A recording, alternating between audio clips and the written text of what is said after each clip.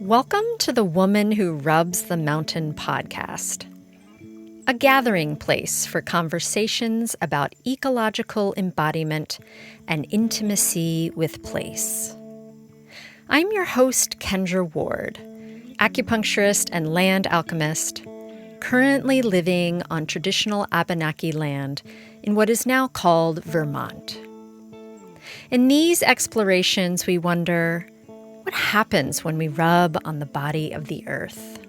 How does the earth brush back against us? Waking up from a great forgetting, these inquiries bring us to the fluid interfaces of human body and land body. Along the way, it's my hope that we diversify our sense of relational kinship, discover creative, disruptive ways of living beyond our human-centric tendencies, and make wide space for a new, old, earth-honoring culture to reemerge. Because in these joy-soaked but bleak times, falling in love with the land and the beings where we live is truly the basis of healing and reconciliation, a resistance against ecocide, and the special work of our human hearts used well.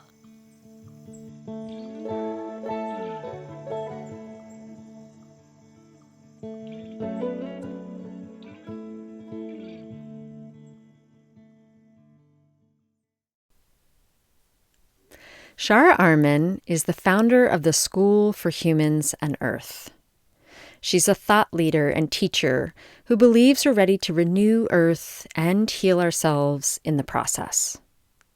Through the Humans and Earth podcast, courses, and coaching, she supports people who are motivated to more deeply explore their place on and relationship with this beautiful planet. Chara is a flower essence practitioner, writer, gardener, and permaculturist.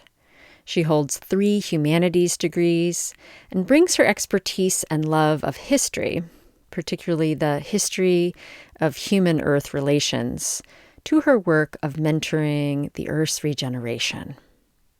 And if you hear in the background of our conversation some little gentle grumbles, those are coming from Chara's elderly pooch who was snoozing next to her. And I decided to leave those noises in because they're kind of sweet. All right. Thanks again, everyone, for listening. Well, welcome, everyone. Before we get moving into our conversation here, I'd like to just give thanks and acknowledge the larger land spirits, the geographies, temporal and shifting, the vast, sacred, mysterious intelligences that were here long before us and will be here long after us. The bodies and spirits of the mountains, the waterways, the clouds, of our local landscapes. So just taking a moment to feel in and connect with the land wherever you are. Allowing the wide resonances to rise up into the room with us, into our hearts, into this conversation, into our stilling, our speaking, and our listening. Well, Chara, thank you so much for being here with me today. And I'd love to just center our conversation with a better sense of the land where you live and how you find intimacy with this place from a body felt sense, and how in turn this place is finding intimacy with you and loving you into being, maybe dreaming you up into the world. What a nice question. I live in the suburbs of Philadelphia, and I have lived here for quite a while, almost 25 years, in fact. I am originally from Colorado, so my childhood was spent partly in Michigan, but mostly in the high Rocky Mountains. So that's an environment that still feels intimate and close to me. And I've also lived in California and then upstate New York, which was a really, really beloved space for me, and sort of similar in terms of climate and plant life to the Philadelphia area. I feel a really strong connection with the trees here. Although it was extraordinary to grow up in the high Rocky Mountains, that's a very dry climate with fewer plant species. And so when I came to the Northeast almost 30 years ago, I was just entranced by getting to live with tree and bird species and flower species that I had never seen before, that require the kind of humidity that we have out here.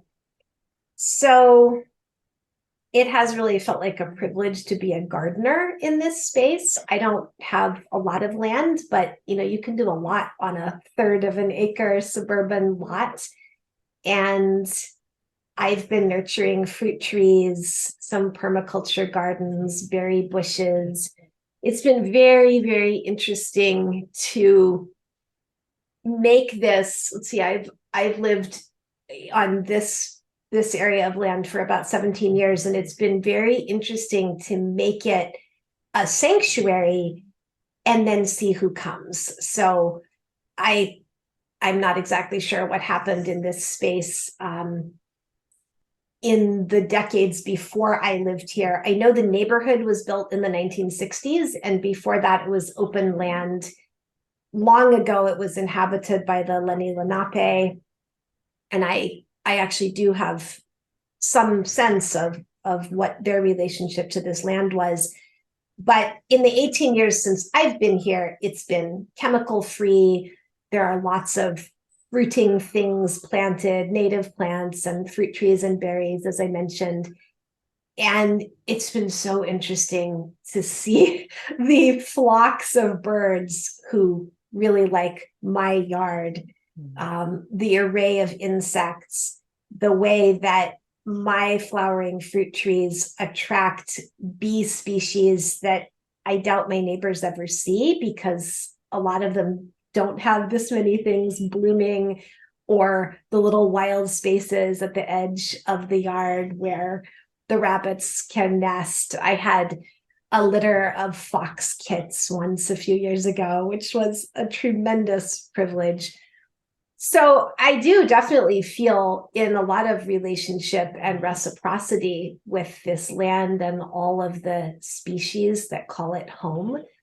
And it does seem like the more I support it in being as fertile and vibrant as possible, the more fertile and vibrant it becomes. So I'll start there. Feel free to ask more if you like. Well, that's a lot of different ecosystems to live in. And isn't it so fascinating, like our own internal ecosystems, what we're attracted to, what places feel more natural to us? Out of all of those, I mean, it sounds like Colorado is still close to your heart. And that's, like you said, so different from, where you're living now. So, yeah, do you feel like there out of all of those spaces, like there was a place where your body was like, oh yes, or this feels really great for me, or this really doesn't feel good for me? It's very interesting how the body can speak that way about, about better our inner ecosystems. Oh, yeah. For me, that place was the Finger Lakes in upstate New York. I arrived there not immediately able to see how gorgeous it was, because it was such a different environment from, the large mountains that I was accustomed to. But I quickly fell really deeply in love, and I was very privileged to get to live on some acreage there. The land belonged to someone else, but I got to live for a while on a forested piece of land that had beavers, and was nestled in one of the little hill and valley systems in the Finger Lakes. And that to me felt like total home. So I agree with you. There really are those places where we feel more of a resonance, or we more easily feel that sense of being grounded and comforted. And I do feel that in Pennsylvania also. And I've also come to feel over the years, I know you have a really beautiful attentiveness, it sounds like, to the place where one lives. So this may sound counterintuitive to you, but I've come to feel that I do call North America my home because I've lived in several places, although I really do want that grounded sense of a very deep physical, spiritual connection to the place where I'm living. To a certain extent, I feel that in much of North America. And so that's interesting. I kind of dance with that. And I think, a lot of people, those of us who are, of course, settler colonists living here in North America, and certainly in the US, a lot of us have moved around the country based on how our culture has operated in the last few decades. So, when my grandparents came here, my great and great great grandparents came here from Germany and Lithuania, they all settled in Missouri and Illinois. But I have no personal connection to those areas because after World War II, my grandparents were part of that Western migration and settled in Denver. So, I think there's a lot to think about, all these different levels of what I perceive as a really, really strong human connection to planet Earth. So I also found when I had an extraordinary opportunity to visit Kenya in 2020, I felt intensely at home on the Masai Mara, like profoundly in love. It's scattered with pinkish crystal chunks of quartz and these amazing animals. And I felt like I could have stayed for a very long time. So I guess in the biggest sense, what I'm trying to say is I personally have a very strong belief about a really important connection between human beings and planet Earth, such that you might feel at home in a lot of different places on the planet. And then post era of colonization, those of us who are living anywhere because of colonization, we may have experienced a lot of movement, either in our own lives or in recent generations. So yeah, those are some things I think about. Well, I appreciate that sort of macro viewpoint. I think it's really interesting, and it makes me, I just think that there's continually widening out and making space for all the not knowing around this, like all the not knowing around the mysteries of what feels comfortable or what feels like home. I think that there's so much to it. And, just really, but taking the time to sit with it, because I think there's a lot that we can learn in the process.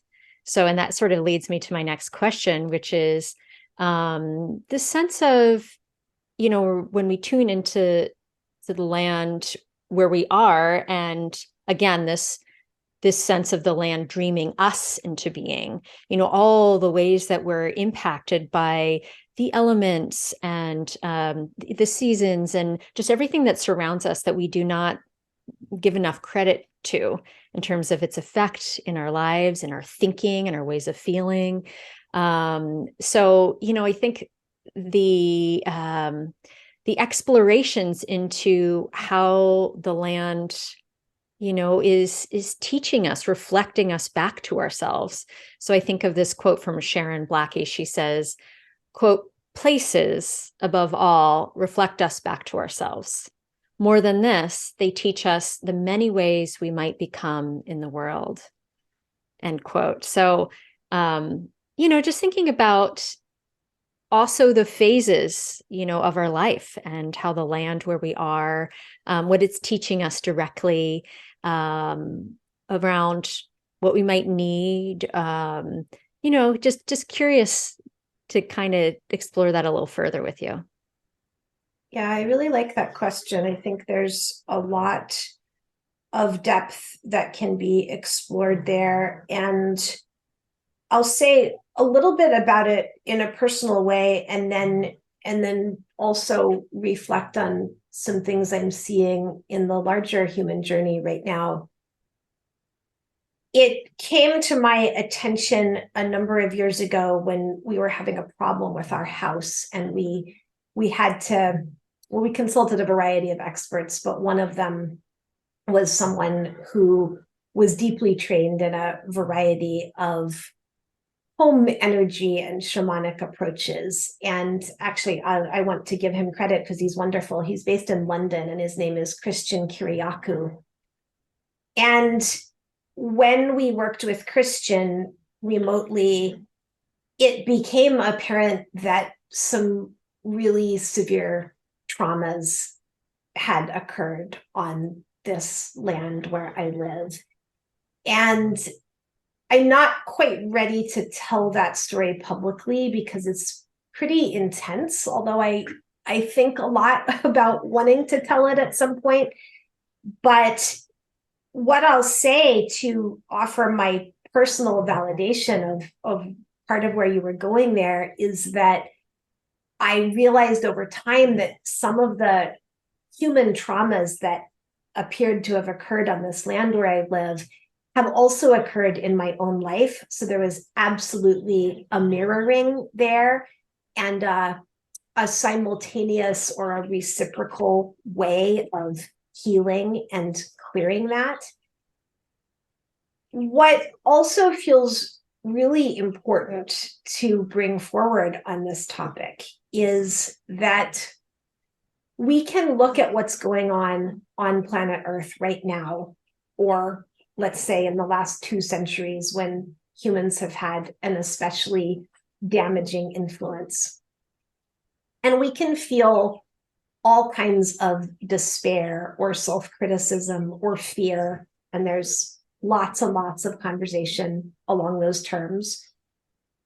But I think it's also very possible, and in my view, it's much more constructive to take this approach that you just did, which involves asking, what is the land reflecting to us? How are we in partnership with this?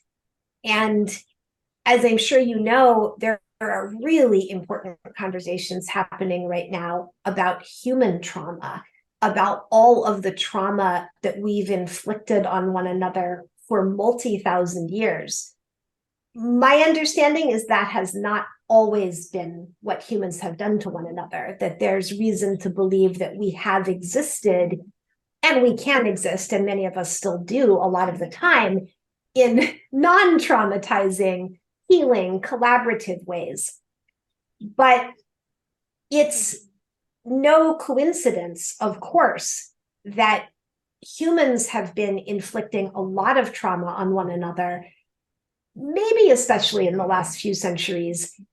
And the land has also experienced a lot of trauma, as is reflecting that back to us.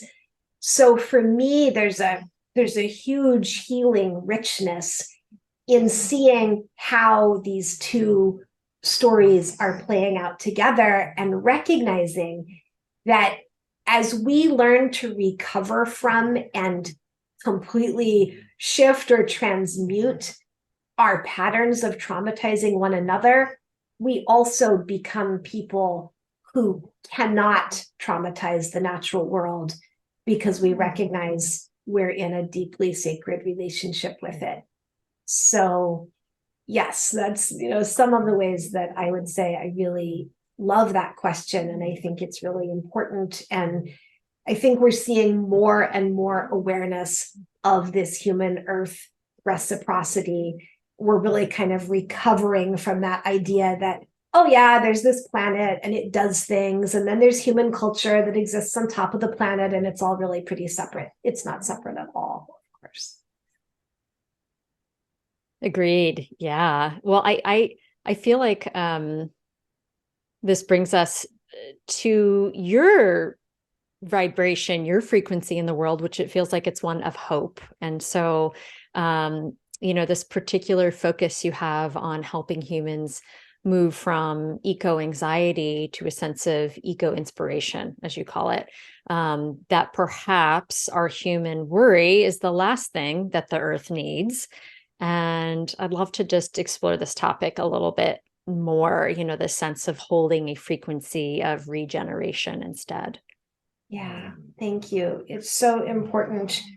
And I love to both think about it and talk about it from both scientific and spiritual perspectives, partly because I never know which of those perspectives will be more helpful to someone who's listening, but really even more because both of these conversations are so vibrant right now.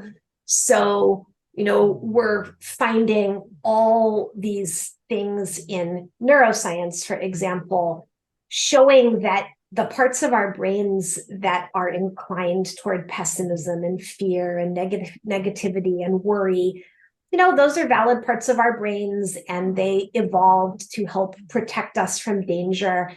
But that's not our highest order brain function. It's actually some of our more primitive brain function. And so if you care about human mental health or also human physical health, because we know now that running the brain chemistry of anxiety, fear, depression is, quite hard on your whole, then, it matters that we spend more time in our higher order, more sophisticated brain functions, which are more creative, not only more analytical and geared toward problem solving rather than analysis and terror, but problem solving and creativity. So those are the types of brain abilities that we're going to use. And this absolutely, of course, involves our emotions and I would say our heart.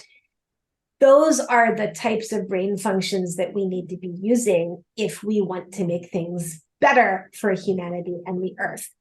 Spiritually, of course, we talk about this in terms of vibration, in terms of, I guess, let's see, I'm going to nudge my sweet snoring pup here.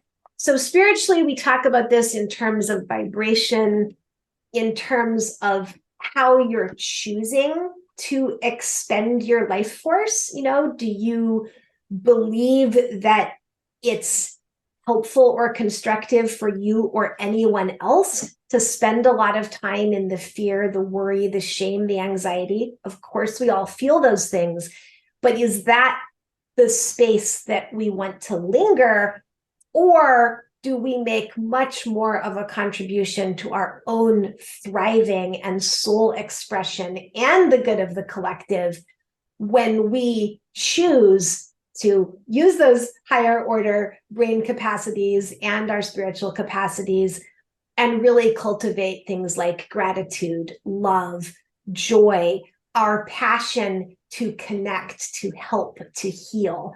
So yeah, this is really, really important to me. It's actually been a very strong personal journey because for all kinds of reasons relating to both nature and nurture, I spent a long time as one of those people with a stronger negativity bias, more anxiety, not really a major tendency toward depression, but certainly a tendency to see the problems or see the glass as half empty. And so it's been a really vital journey for me, both for my mental and physical health, and to enable myself to make the contribution I desired to make, to really practice and assess and explore, well, in what space, mental or energetic, vibrational, do I want to spend time in order to be the best human being I can be and the most healing or constructive or creative presence here? So I love to invite people to think about that. If you want to talk about it more, just let me know what was interesting there. but I feel it's absolutely crucial right now. And I'm very concerned about any kind of scientific, political, economic, or spiritual strand of conversation that is valorizing the negative, the critical, the despairing perspectives. I think it's very damaging. I actually think that's the most dangerous thing on the planet right now, probably, is the ways in which some people are advocating for fear and anxiety and grief and panic and terror. Again, those are human emotions. Of course, we're going to feel those things.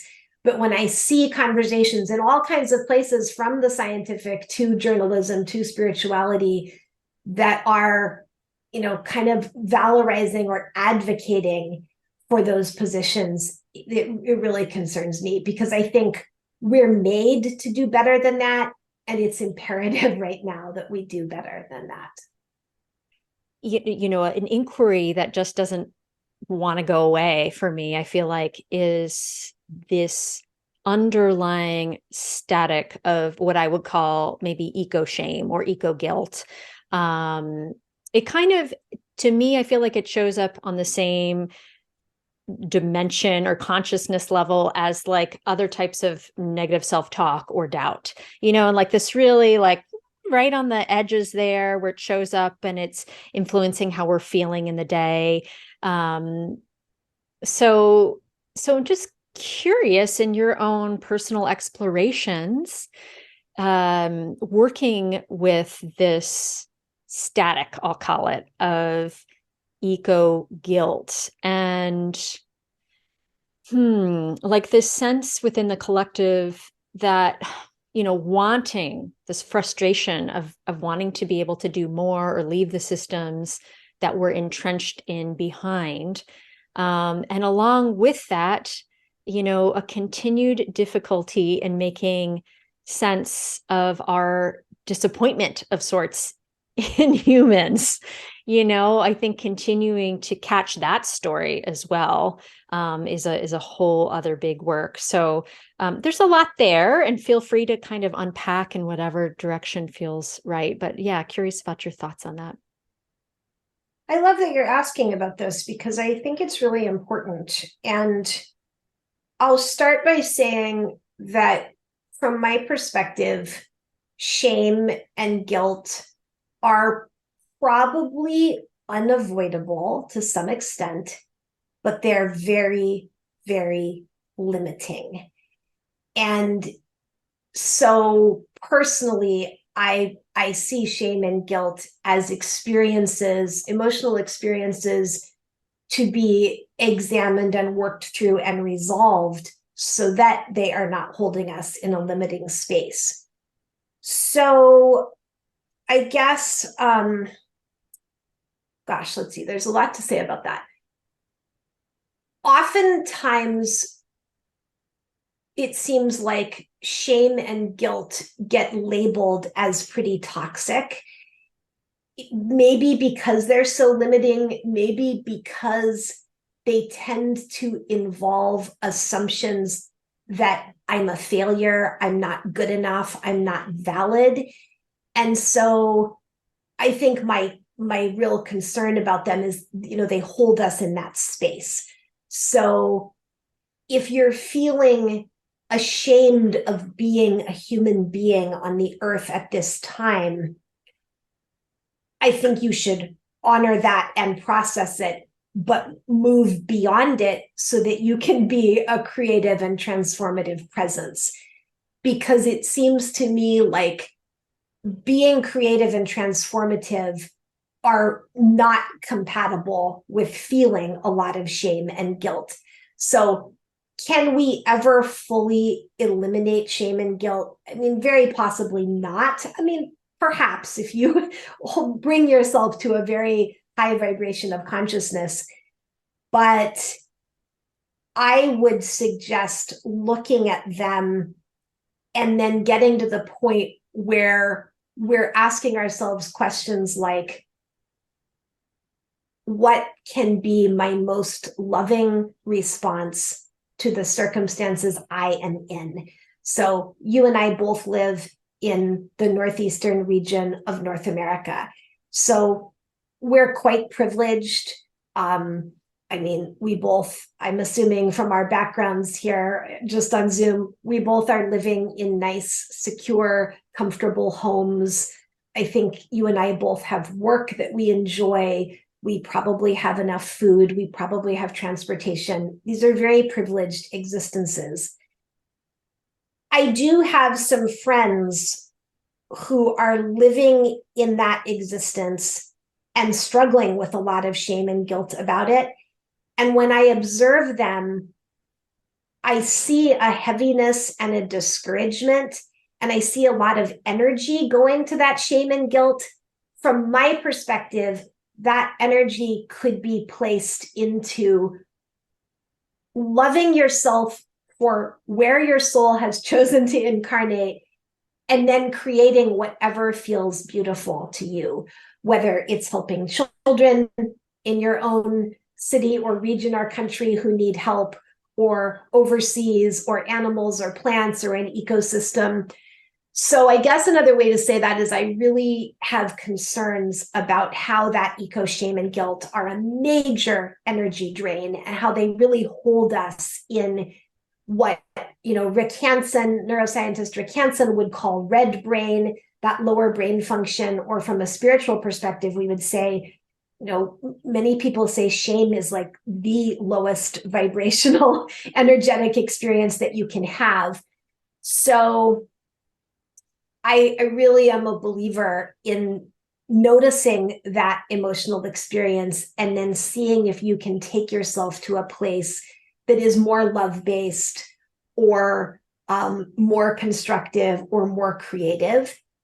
I do think there's a mandate that comes with privilege. I think if you are living a comfortable life and you have the kind of awareness that you and I have about the needs in the world, then I do think there's a mandate not to sacrifice, martyr, and exhaust yourself, because I think that's a model we're outgrowing, but a mandate to contribute lovingly and creatively, restoratively and regeneratively in whatever way your heart calls you. So those are some thoughts. What was your second piece? You said something else after you laid out the eco shame and guilt, and I really wanted to respond to it, but I'm not remembering what it was.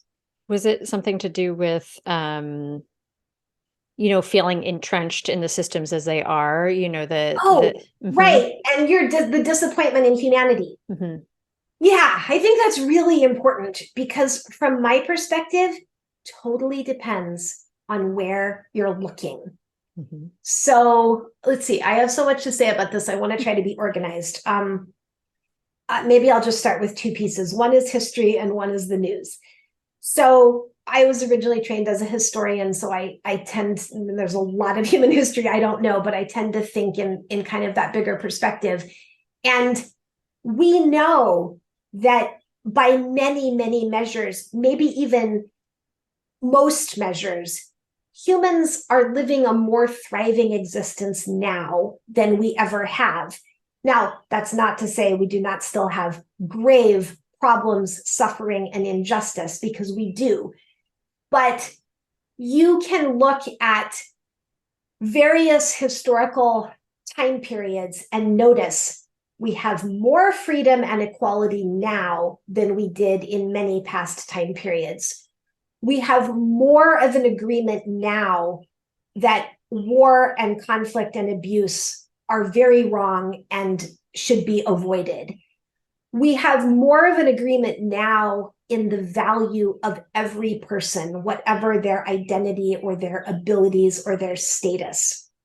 So we're at a very imperfect stage in enacting these things like peace, harmony, equality, justice. But a few centuries ago, we didn't even agree that those were desirable values.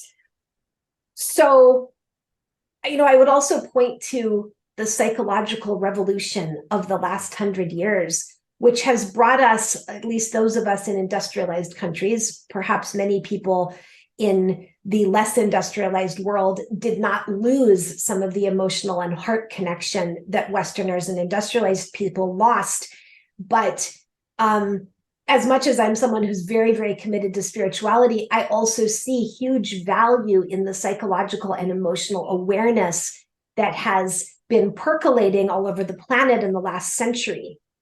So whether we should be ashamed of or disappointed of humanity, I think really depends on, are you just looking at the year 2023, or are you willing to look back a few centuries or millennia?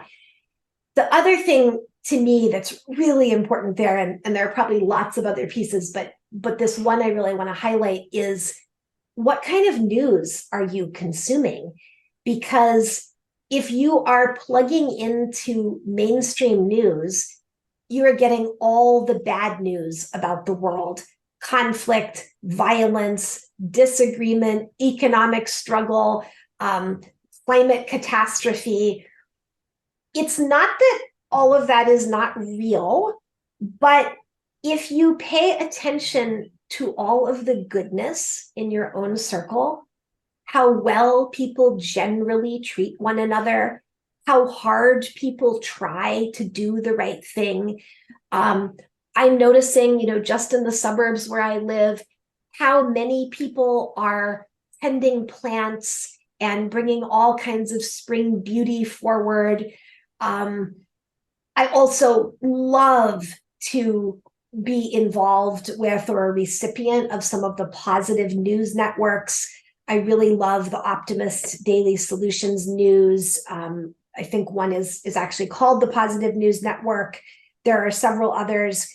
And I think they're doing such a service right now, because they're reminding us that, yes, there is a small percentage of humans who act in really terrible, violent, immoral, or unethical ways, probably out of their own trauma and desperation. But the majority of human beings are continually trying to help and assist one another and the earth. If you could spend your whole life simply trying to document how many people are trying to assist the natural world and plants and animals, there are good-hearted rescuers everywhere. Everywhere, all over the planet, there are people who are really putting some focus into revising and rebalancing their own lives so that they are living more lightly on the planet, and so that they are assisting other people who might need help. So I would argue this is a time to be profoundly in love with humanity and the human experiment, our deep goodness, and our tremendous endeavor, especially I would say in the last 2 centuries, to embrace and enact equality and ethics and inclusion, sensitivity to other life forms. So I love that you asked this question, because for me, it's a really vital area right now. And I notice among my students that they, like so many people today, are accustomed to seeing the bad news and being very demoralized.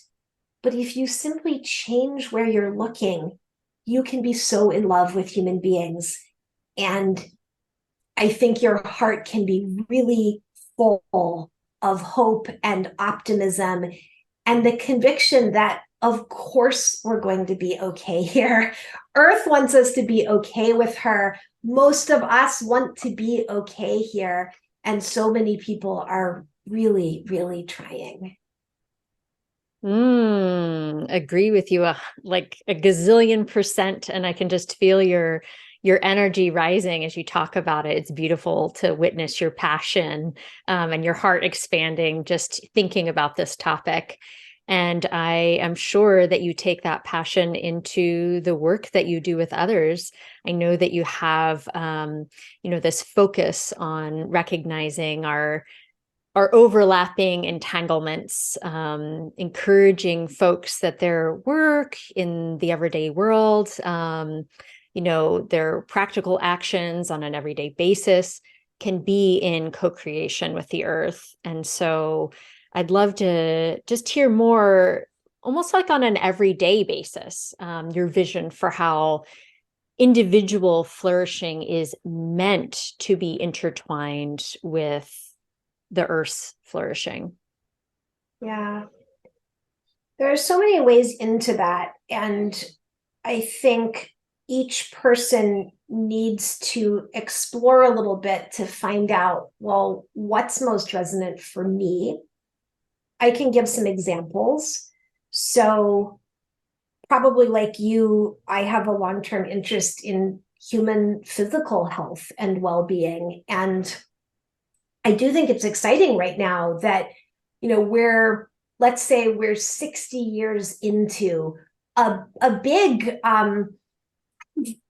global focus on human health, nutrition, physical well-being. That's such a beautiful partner with our awareness of the earth, because once we realized in the mid and the late 20th century that what you eat really matters, and whether or not the air is clean really matters, whether or not the water is clean really matters, it's becoming, I think, much easier for us to now recognize, oh, right, and how the food was grown really matters. And there are regenerative, sustainable, agroecological ways to produce food that are not only not damaging to the natural world, but can even be restorative. And that is food that is really restorative for the human body. So I think kind of looking at this nutrition, food, water angle is a really, really rich one. Every human being is naturally attuned to care about their own survival and preservation and flourishing. And there's nothing wrong with that. So, then I think it's really easy to get into this awareness of, oh, right, I'm in this reciprocal partnership with the planet. And that means the pollinating insects and the water and the amphibians who live around the farm and the trees and the soil and on the soil microbiome and all of this. So I would say one place is to really pay as much attention as you can to what you're eating, who's producing it, how it's being produced, how different foods feel in your body. Eating really conscientiously for your health and the planet's is a beautiful, beautiful pathway that's a really big contribution. Similarly, of course, coming back to your opening question, knowing the land where you live as much as you can. And that might just involve noticing the plants around you. Humans are so ignorant about our plant brothers and sisters.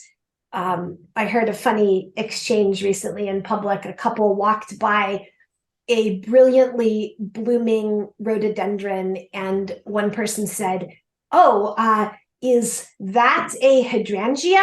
And the other person said, "Yep, that's a hydrangea." And I thought, oh, okay, you are really not attuned to what blooms in May and what doesn't, and how we might differentiate one plant from another. So it's not like you have to go out and learn all the names of the plants in your area, although I think it's beautiful if you do that, but just trying to notice who else is living around you. Who are the birds? Who are the other mammals? Our dear amphibian brothers and sisters get so neglected, and I personally love to try to notice them and connect with them. I believe 100% that our brother and sister species here know when we are aware of them and when we're not. When we meet them, whether we're walking in a wild place or walking on the sidewalk to work, whether we meet a bird or squirrel or insect, the sky or a tree, a shrub, with an open heart and an awareness of, you're my brother, sister, we're alive here together, you are making a contribution that's probably much more complex and meaningful than I can even know. I think that's really, really meaningful. My own experience has been, and I wonder if this is actually especially true right now in the last few years, that plant and animal beings are very, very eager to connect with us. They really want to help humanity turn things around here. And so, you can take my collaboration with Earth course, you can study with Dr. Jim Conroy and Basia Alexander, you can study with Saskia von Diest. These are people I know and trust who teach deep skills for listening to nature and communicating with nature. Of course, there are many people who teach this with animals. I've worked a little bit more with plants, and so I mentioned Saskia von Diest and Dr. Jim Conroy and Basia Alexander, although they work with animals as well. But it's not hard to learn to open your consciousness to another being, and I just find they're extraordinarily open to that right now. They want to partner with us, they want to teach us, and they want to receive our support in whatever ways that we can give it. Thank you. Yeah, definitely.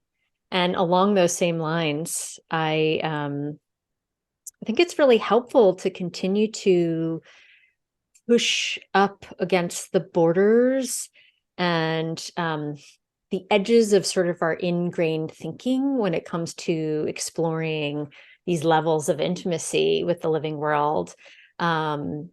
Calling back the viewpoint that used to be the norm amongst our ancestors, the sense that when they looked up at the stars, that they weren't, just looking up at these like dead blinking things, but that the stars were also looking down on them, or, when they're walking through the forest, that the forest was also walking through them.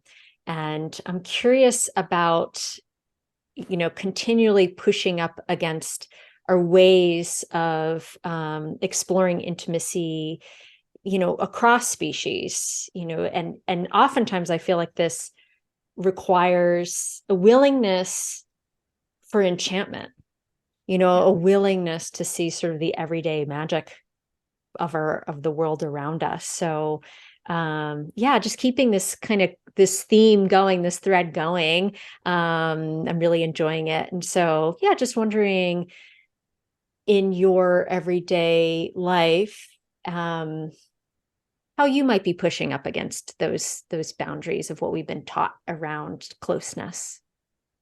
I do think it's really important. And I am just thrilled right now that in the global scholarly community, there's a really exciting re-embrace of animism going on. So I will talk about this a little more personally in a moment, but I think it's important for people to know, well, a couple things. One is that every human being has an animist ancestry. So even those of us living in very industrialized or westernized places, we originally had ancestors before the world's great monotheistic religions developed.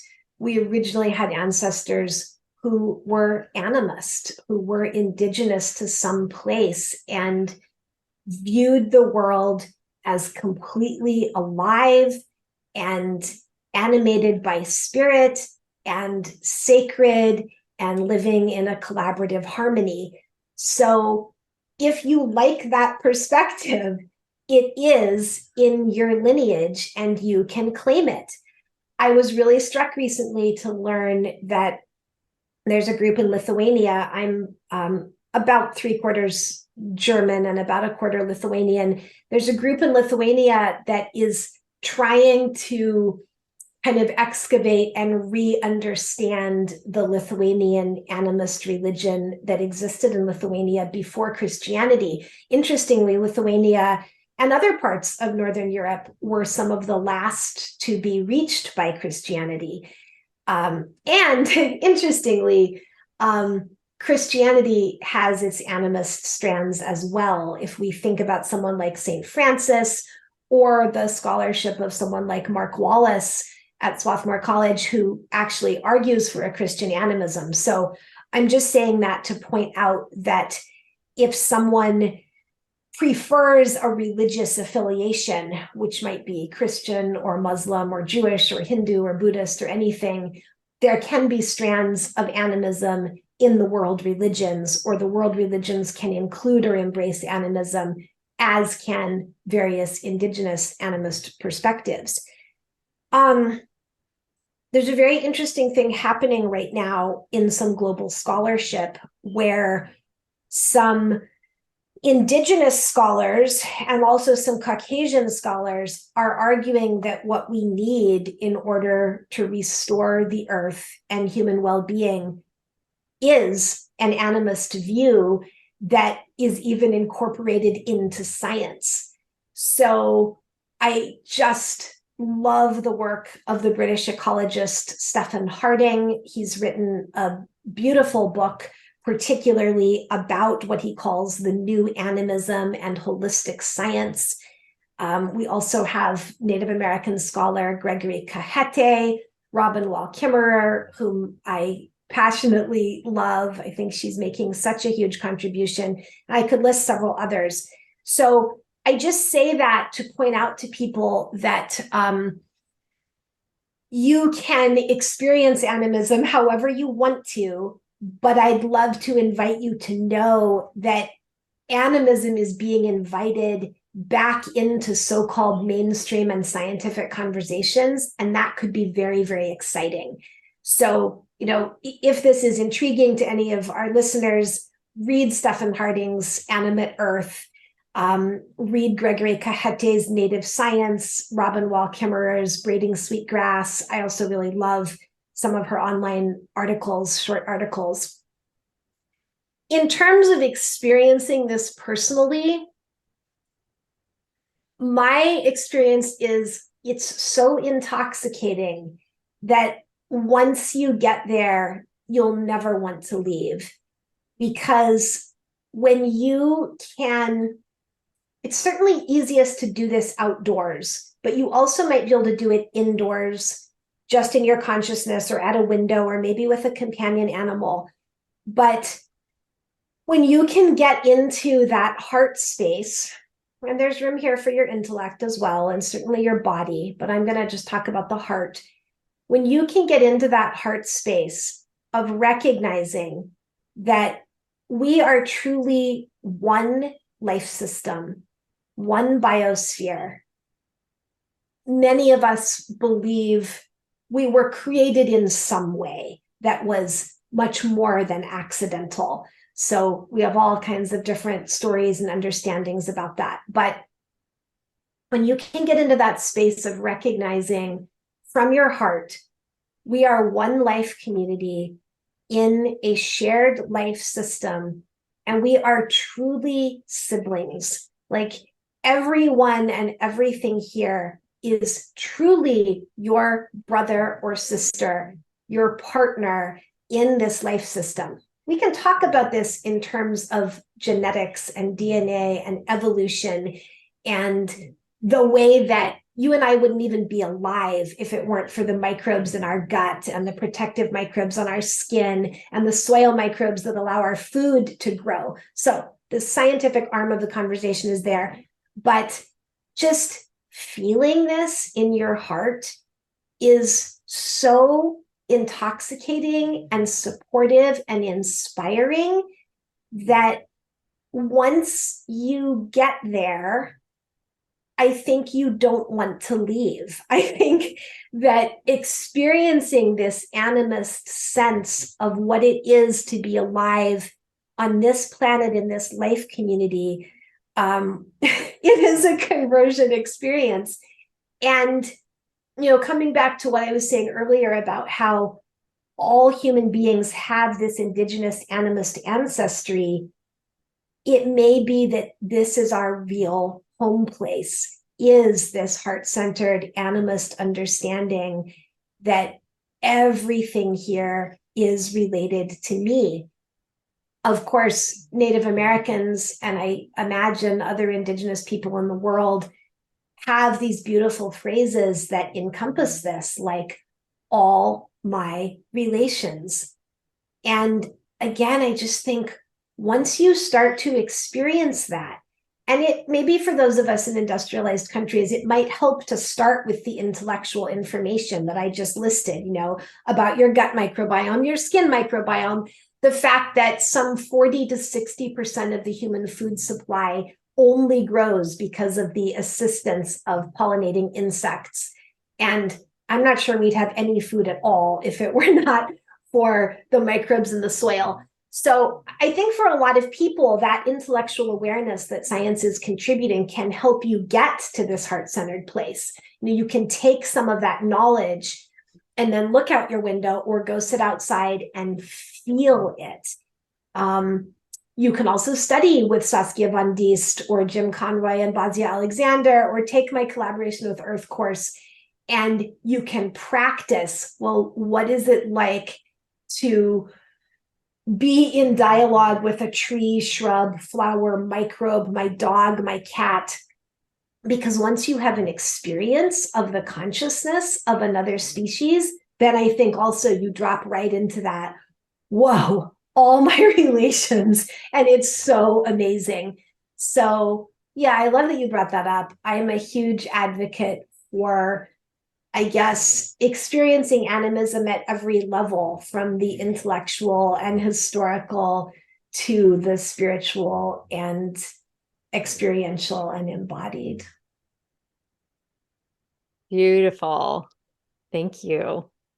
Well, just kind of gathering the threads here, I'm wondering if you have any offerings or anything else on the horizon, or anything else that you wanted to tell us about your work before we close. Sure, I'm happy to do that. So, like you, I have a podcast. It's called Humans and Earth, and I would love people to explore it. It's a combination of solo episodes where I share something that I think is helpful, and also interview episodes with other people who are visionaries and contributors in everything you and I have talked about today. And I have a couple of kind of mini courses on the website. One is about how to step into informed optimism. And I think that one is $7 or something. It's designed to just be very welcoming and accessible, because as you can tell, I really care about this. There are a couple other small courses on my website. And then I invite anyone who's interested to take a look at my collaboration with Earth course, because it leads people in a pretty deep way through exploring what is it like to partner and pair your passions and talents, also your fears and worries, your gifts, your desire to contribute. What is it like to partner all of that with the natural world? I believe really strongly that we're at the beginning of an era where we are going to remember to stop doing things to the natural world and instead consult it first and move forward in acts of partnership and collaboration. So the course teaches people some ways to start to be in that collaborative process. And yeah, I mean, that's really rich. Indigenous people have mostly lived that way. Industrialized people have forgotten about it. I think we need to recultivate that kind of approach to being human here. And I also work one-on-one with people. I really like to coach and mentor people who are looking for their own pathway forward to this kind of contribution.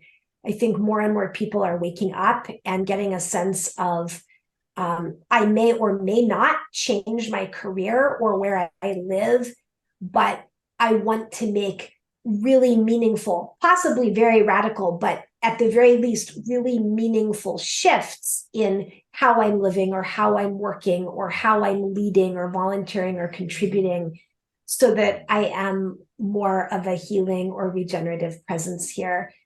And we're at a pretty interesting time with that, where on the one hand, more and more people are feeling this passion to contribute.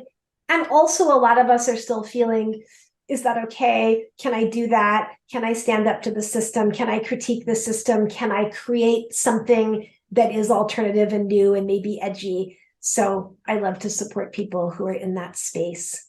And you can find me at humansandearth.com. That's where all of those various offerings live. Excellent. Well, we'll definitely, all of that information will be in the show notes for everyone to take a look at. So thank you so much for spending your time with me so open-heartedly, and just your generosity of spirit, and all that you're doing in the world, your beautiful continued encouragement of the weaving of humans in the living world. It's beautiful to observe. So thank you, Kendra. It was my pleasure to be in conversation with you. I love the questions you're bringing forward, and that you are creating this podcast and bringing forward these ideas and insights. And thank you. Wonderful. Well, thank you to everyone for listening, for spending your precious time with us. And if it felt of benefit, please do consider leaving a review or subscribing to the podcast ongoingly from whatever your preferred listening source is. That way you can be notified whenever a new episode is released. May we continue to discover new ways while also remembering old ways of relating and being in kinship, as we continue to bring an open-armed adoration and devotion for this wild earth. And I look forward to being with you on the next episode.